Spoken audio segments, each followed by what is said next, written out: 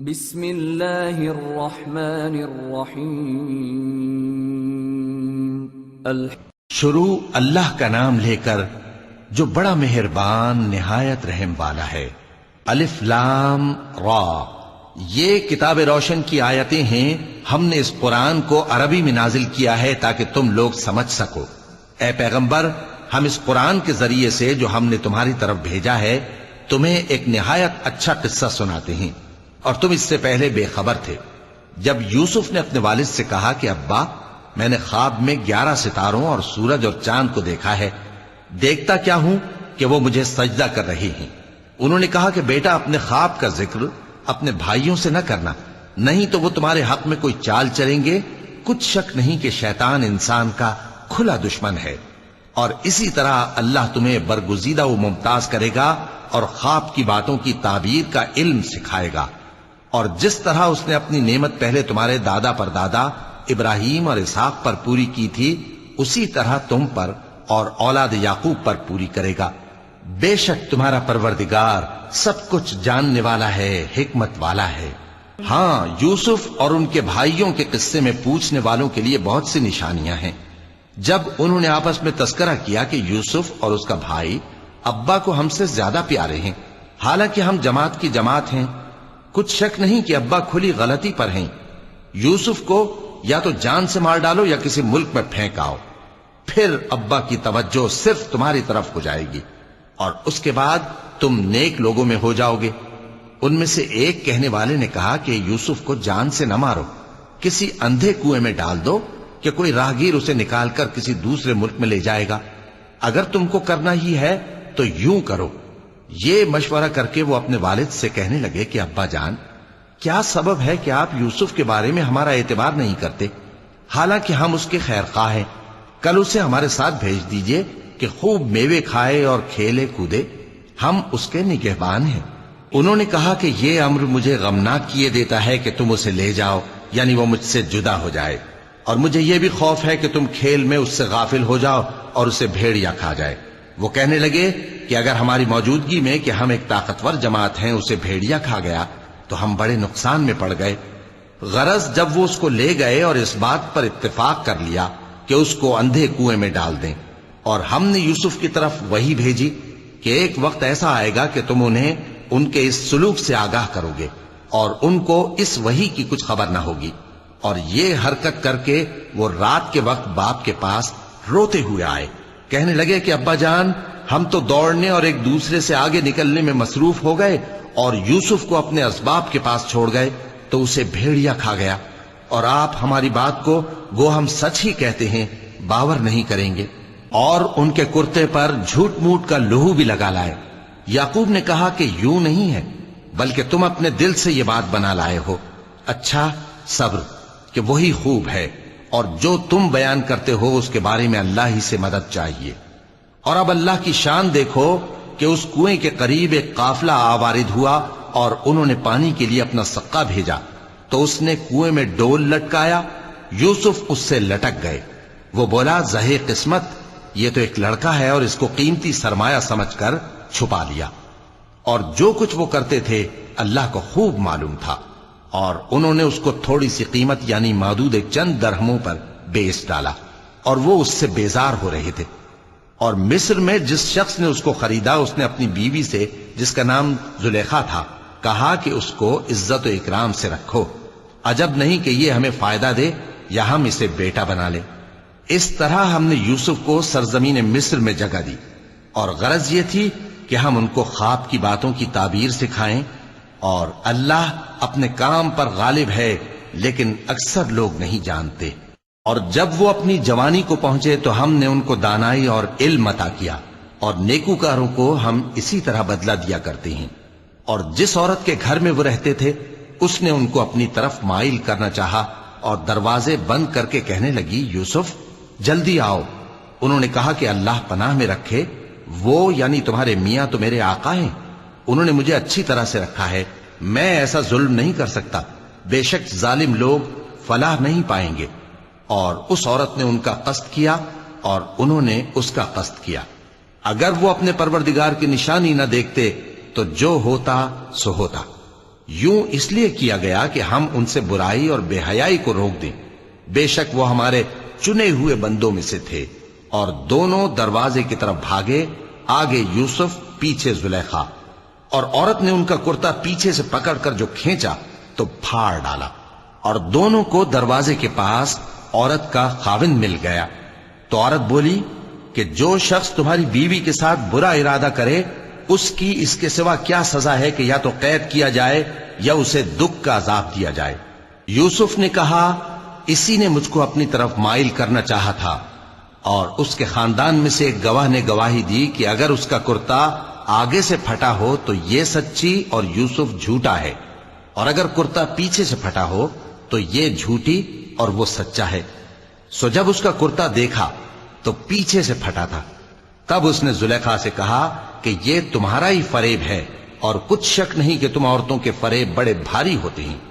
یوسف اس بات کا خیال نہ کر، اور زلیخا تو اپنے گناہ کی بخشش مانگ، بے شک خطا تیری ہی ہے.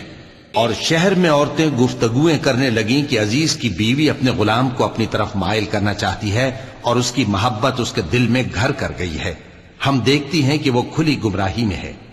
پھر جب زلیخا نے ان عورتوں کی گفتگو جو حقیقت میں دیدار یوسف کے لیے ایک چال تھی سنی، تو ان کے پاس دعوت کا پیغام بھیجا اور ان کے لیے ایک محفل مرتب کی، اور پھل تراشنے کے لیے ہر ایک کو ایک ایک چھری دی.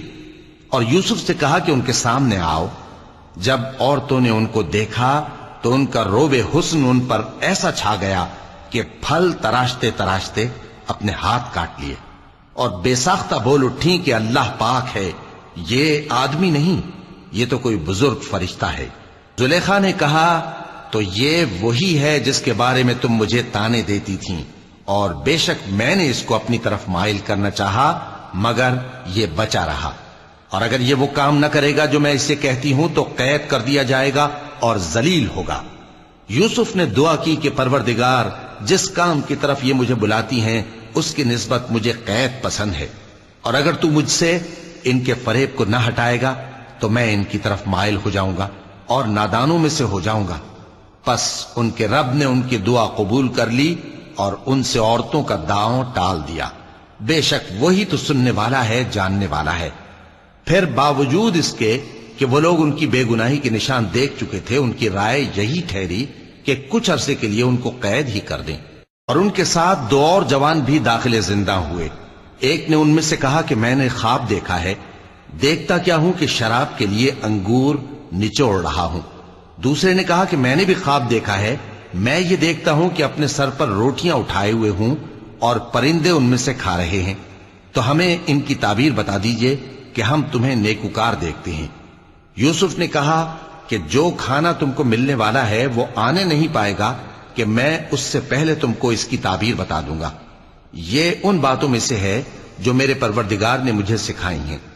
جو لوگ اللہ پر ایمان نہیں لاتے اور آخرت کا انکار کرتے ہیں، میں نے ان کا مذہب چھوڑ دیا ہے، اور میں اپنے باپ دادا ابراہیم اور اسحاق اور یعقوب کے مذہب پر چلتا ہوں. ہمیں شایع نہیں ہے کہ کسی چیز کو اللہ کے ساتھ شریک بنائیں. یہ اللہ کا فضل ہے ہم پر بھی اور لوگوں پر بھی، لیکن اکثر لوگ شکر نہیں کرتے. اے میرے قید خانے کے رفیقو، بھلا کئی جدا جدا آقا اچھے یا اللہ جو اکیلا ہے سب پر غالب ہے؟ جن چیزوں کی تم اللہ کے سوا پرستش کرتے ہو وہ صرف نام ہی نام ہیں جو تم نے اور تمہارے باپ دادا نے رکھ لیے ہیں. اللہ نے ان کی کوئی سند نازل نہیں کی. سن رکھو کہ اللہ کے سوا کسی کی حکومت نہیں ہے. اس نے ارشاد فرمایا ہے کہ اس کے سوا کسی کی عبادت نہ کرو، یہی سیدھا دین ہے، لیکن اکثر لوگ نہیں جانتے. اے میرے قید خانے کے رفیقو، تم میں سے ایک جو پہلا خواب بیان کرنے والا ہے وہ تو اپنے آقا کو شراب پلایا کرے گا، اور جو دوسرا ہے وہ سولی دیا جائے گا اور پرندے اس کا سر نوچ کھائیں گے. جو بات تم مجھ سے پوچھتے تھے وہ فیصل ہو چکی ہے. اور ان دونوں میں سے جس کی نسبت یوسف نے خیال کیا کہ وہ رہائی پا جائے گا، اس سے کہا کہ اپنے آقا سے میرا ذکر بھی کر دینا. پھر شیطان نے اسے ان کا اپنے آقا سے ذکر کرنا بھلا دیا، اور یوسف کئی برس قید خانے ہی میں رہے. اور بادشاہ نے کہا کہ میں نے خواب دیکھا ہے، دیکھتا کیا ہوں کہ 7 موٹی گائیں ہیں جن کو 7 دبلی گائیں کھا رہی ہیں، اور 7 خوشے سبز ہیں اور 7 خشک. اے درباریو، اگر تم خوابوں کی تعبیر دے سکتے ہو تو مجھے میرے خواب کی تعبیر بتاؤ۔ انہوں نے کہا، یہ خواب تو پریشان خیالی سے ہیں اور ہمیں ایسے خوابوں کی تعبیر نہیں آتی۔ اور وہ شخص جو دونوں قیدیوں میں سے رہائی پا گیا تھا اور جسے مدت کے بعد وہ بات یاد آ گئی، بول اٹھا کہ میں آپ کو اس کی تعبیر لا بتاتا ہوں، مجھے قید خانے جانے کی اجازت دیجیے۔ غرض وہ یوسف کے پاس آیا اور کہنے لگا، یوسف، اے بڑے سچے یوسف، ہمیں اس خواب کی تعبیر بتائیے کہ 7 موٹی گایوں کو 7 دبلی گائیں کھا رہی ہیں اور 7 خوشے سبز ہیں اور 7 سوکھے، تاکہ میں لوگوں کے پاس واپس جا کر تعبیر بتاؤں۔ عجب نہیں کہ وہ تمہاری قدر جانے۔ انہوں نے کہا کہ تم لوگ 7 سال متواتر کھیتی کرتے رہو گے، تو جو غلہ کاٹو تو تھوڑے سے غلے کے سوا جو کھانے میں آئے باقی کو خوشوں میں ہی رہنے دینا۔ پھر اس کے بعد خشک سالی کے 7 سخت سال آئیں گے کہ جو غلہ تم نے جمع کر رکھا ہوگا وہ اس سب کو کھا جائیں گے، صرف وہی تھوڑا سا رہ جائے گا جو تم احتیاط سے رکھ چھوڑو گے۔ پھر اس کے بعد ایک ایسا سال آئے گا کہ خوب مے برسے گا اور لوگ اس میں رس نچوڑیں گے۔ اور یہ تعبیر سن کر بادشاہ نے حکم دیا کہ یوسف کو میرے پاس لے آؤ۔ سو جب قاصد ان کے پاس گیا تو انہوں نے کہا کہ اپنے آقا کے پاس واپس جاؤ اور اس سے پوچھو کہ ان عورتوں کا کیا حال ہے جنہوں نے اپنے ہاتھ کاٹ لیے تھے، بے شک میرا پروردگار ان کے فریب سے خوب واقف ہے۔ بادشاہ نے عورتوں سے پوچھا کہ تمہارا کیا قصہ تھا جب تم نے یوسف کو اپنی طرف مائل کرنا چاہا؟ سب بول اٹھیں کہ اللہ پاک ہے، ہم نے اس میں کوئی برائی معلوم نہیں کی۔ عزیز کی بیوی نے کہا، اب سچی بات تو ظاہر ہو ہی گئی ہے، اصل یہ ہے کہ میں نے اس کو اپنی طرف مائل کرنا چاہا تھا اور وہ بے شک سچا ہے۔ یوسف نے کہا کہ میں نے یہ بات اس لیے پوچھی ہے کہ عزیز کو یقین ہو جائے کہ میں نے اس کی پیٹھ پیچھے اس کی امانت میں خیانت نہیں کی، اور اللہ خیانت کرنے والوں کی چال کو چلنے نہیں دیتا۔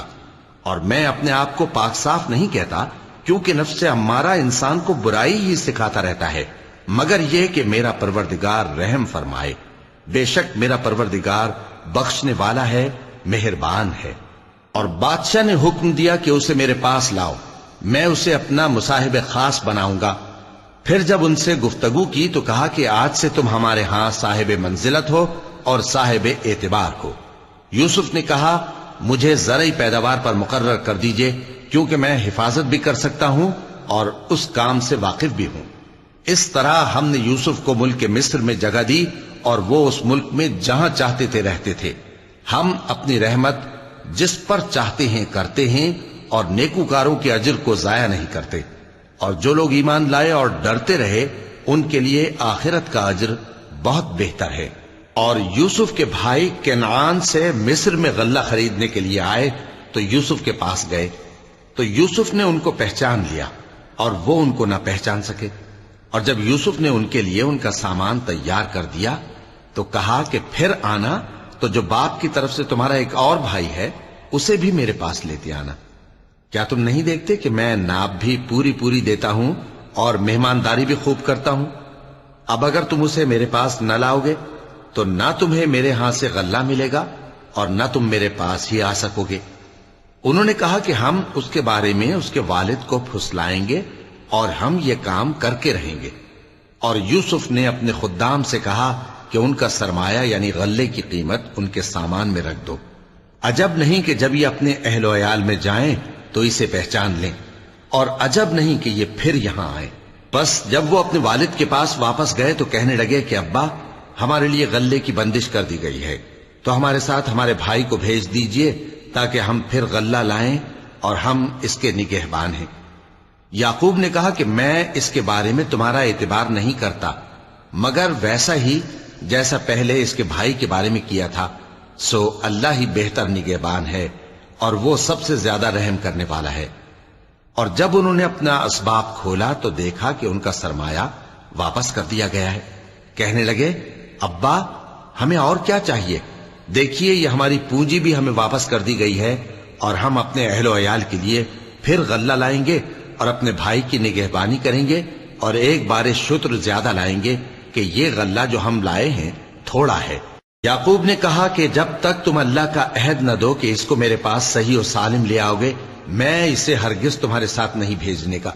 مگر یہ کہ تم گھیر لیے جاؤ یعنی بے بس ہو جاؤ تو مجبوری ہے۔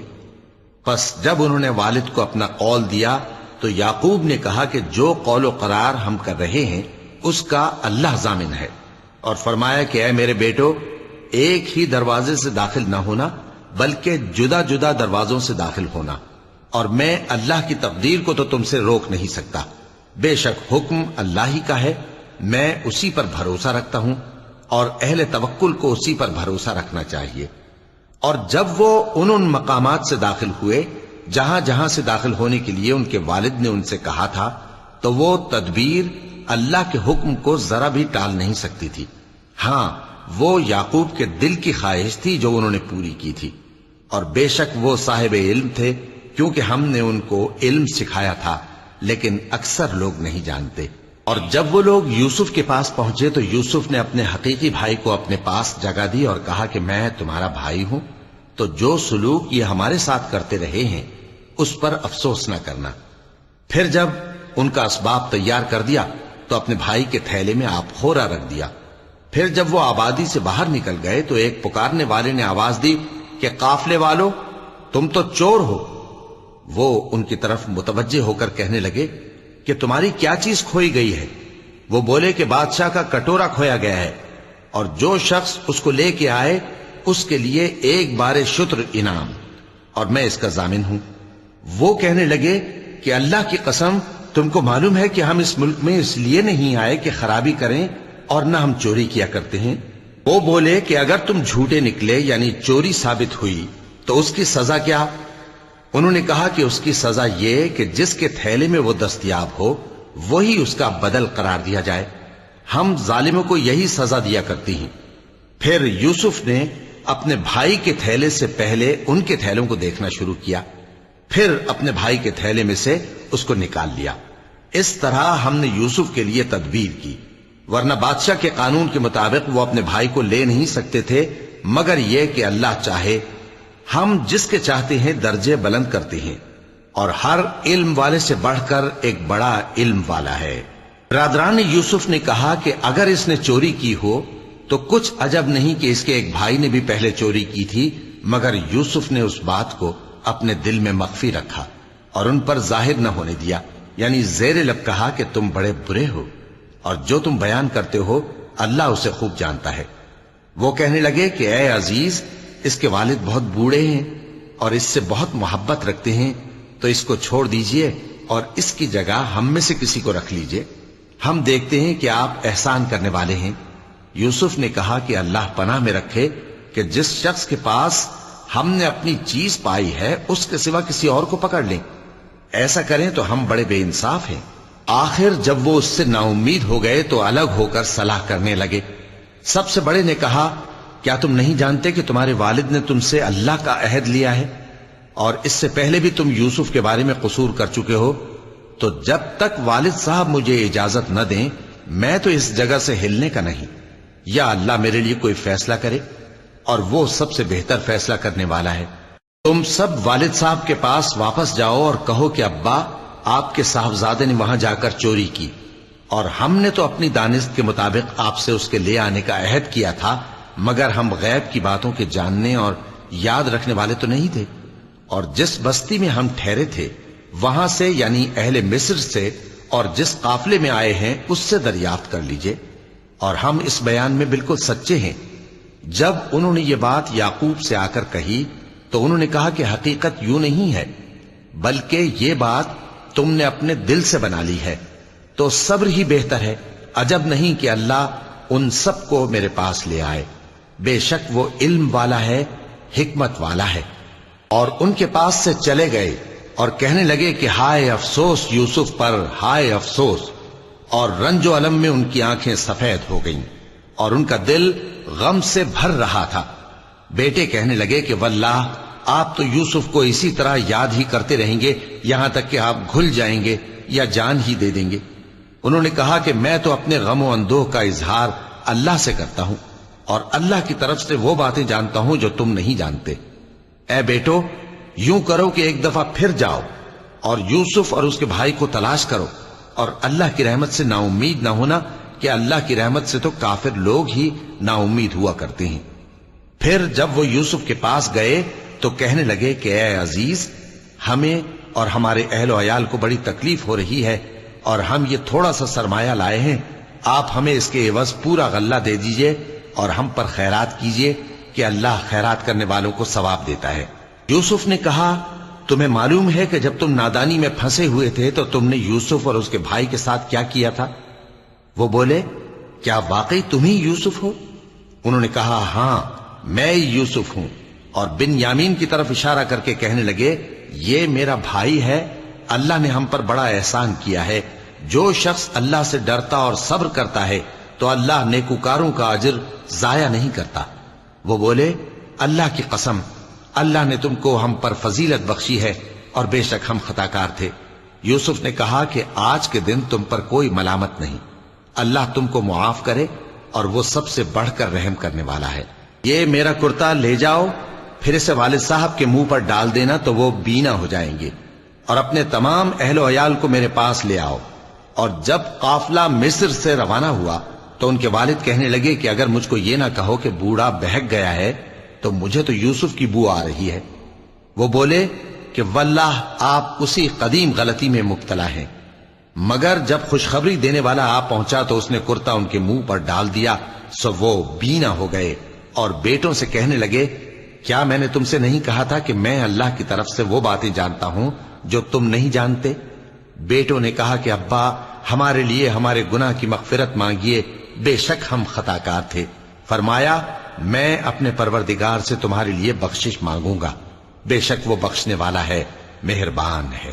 پھر جب یہ سب لوگ یوسف کے پاس پہنچے تو انہوں نے اپنے والدین کو اپنے پاس جگہ دی اور کہا، مصر میں داخل ہو جائیے، اللہ نے چاہا تو امن و امان سے رہیے گا۔ اور اپنے والدین کو تخت پر بٹھایا اور سب ان کے آگے سجدے میں گر پڑے۔ اور اس وقت یوسف نے کہا، ابا جان، یہ میرے اس خواب کی تعبیر ہے جو میں نے پہلے بچپن میں دیکھا تھا۔ میرے پروردگار نے اسے سچ کر دیا اور اس نے مجھ پر بہت سے احسان کیے ہیں کہ مجھ کو قید خانے سے نکالا، اور اس کے بعد کہ شیطان نے مجھ میں اور میرے بھائیوں میں فساد ڈال دیا تھا، آپ کو گاؤں سے یہاں لایا۔ بے شک میرا پروردگار جو چاہتا ہے تدبیر سے کرتا ہے، وہ علم والا ہے، حکمت والا ہے۔ جب یہ سب باتیں ہو لیں تو یوسف نے اللہ سے دعا کی کہ اے میرے پروردگار، تو نے مجھ کو حکومت سے نوازا اور خوابوں کی تعبیر کا علم بخشا۔ اے آسمانوں اور زمین کے پیدا کرنے والے، تو ہی دنیا اور آخرت میں میرا کارساز ہے۔ تو مجھے دنیا سے اپنی اطاعت کی حالت میں اٹھائیو اور آخرت میں اپنے نیک بندوں میں داخل کیجو۔ اے پیغمبر، یہ اخبار غیب میں سے ہیں جو ہم تمہاری طرف بھیجتے ہیں۔ اور جب برادران یوسف نے اپنی بات پر اتفاق کیا تھا اور وہ فریب کر رہے تھے تو تم ان کے پاس تو نہ تھے، اور بہت سے آدمی گو تم کتنی خواہش کرو ایمان لانے والے نہیں ہیں، اور تم ان سے اس خیر خواہی کا کچھ صلہ بھی تو نہیں مانگتے۔ یہ قرآن اور کچھ نہیں، تمام جہانوں کے لیے نصیحت ہے، اور آسمان و زمین میں بہت سی نشانیاں ہیں جن پر سے یہ گزرتے ہیں اور ان کو نظر انداز کر دیتے ہیں، اور یہ اکثر اللہ پر ایمان نہیں رکھتے مگر اس کے ساتھ شرک بھی کرتے ہیں۔ تو کیا یہ اس بات سے بے خوف ہیں کہ ان پر اللہ کا عذاب نازل ہو کر ان کو ڈھانپ لے، یا ان پر ناگہاں قیامت آ جائے اور انہیں خبر بھی نہ ہو؟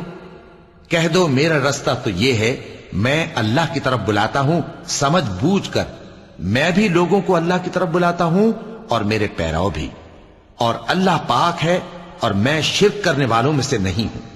اور ہم نے تم سے پہلے بستیوں کے رہنے والوں میں سے مرد ہی بھیجے تھے جن کی طرف ہم وہی بھیجتے تھے۔ کیا ان لوگوں نے ملک میں سیر و سیاحت نہیں کی کہ دیکھ لیتے کہ جو لوگ ان سے پہلے تھے ان کا انجام کیا ہوا؟ اور متقیوں کے لیے آخرت کا گھر بہت اچھا ہے، کیا تم سمجھتے نہیں؟ یہاں تک کہ جب پیغمبر نا امید ہو گئے اور انہوں نے خیال کیا کہ اپنی نصرت کے بارے میں جو بات انہوں نے کہی تھی اس میں وہ سچے نہ نکلے، تو ان کے پاس ہماری مدد آ پہنچی۔ پھر جسے ہم نے چاہا بچا دیا، اور ہمارا عذاب اتر کر گناہگار لوگوں سے پھیرا نہیں کرتا۔ ان کے قصے میں عقل مندوں کے لیے عبرت ہے۔ یہ قرآن ایسی بات نہیں ہے جو اپنے دل سے بنائی گئی ہو، بلکہ جو کتابیں اس سے پہلے نازل ہوئی ہیں ان کی تصدیق کرنے والا ہے اور ہر چیز کی تفصیل کرنے والا۔ اور مومنوں کے لیے ہدایت اور رحمت ہے۔ صدق اللہ العظیم۔